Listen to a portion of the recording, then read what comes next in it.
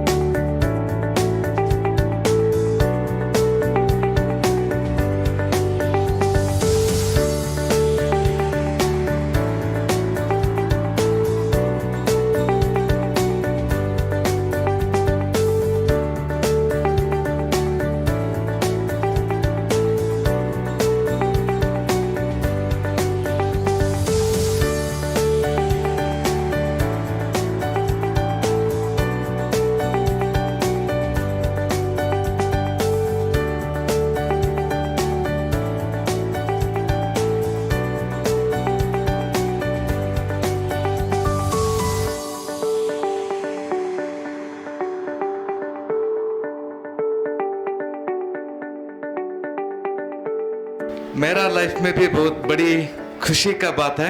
हज़रत ख्वाजा अबुल फैज़ अवार्ड ये जो मिला है बहुत बड़ी खुशी है। मैं सर को सबके हमारा तरफ से बहुत बहुत धन्यवाद। डॉक्टर अब्दुल कदीर सर ये जो ह्यूमैनिटी का बात कर रहे थे, हमारा शिक्षण पवाली सर भी वही बात करें और यहाँ का हजरत साहब भी वही बात कर रहे थे। ये बहुत ज़रूरी है। माशाल्लाह मैं गुज़िश्ता 4-5 साल से इन प्रोग्राम्स में हाज़िर हो रहा हूँ और जैसा कि बताया गया कि ये सिलसिला शुरू हुआ है ख्वाजा अबुल फैज़ अवार्ड सालाना शहर में किसी मारूफ शख्सियत को दिया जा रहा है।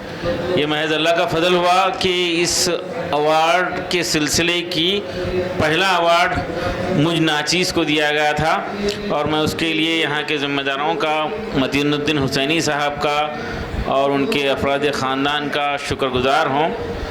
और आज एक बहुत ही अहम शख्सियत, बीदर की एक बहुत ही मारूफ शख्सियत, एक बड़ी पर्सनालिटी बसवा पाटिल साहब को ये अवार्ड आज दिया जा रहा है। मैं बसवा कुमार पाटिल साहब के ताल्लुक़ से मैं आपको अपने कुछ तजुर्बात, कुछ एहसासात रखूँगा।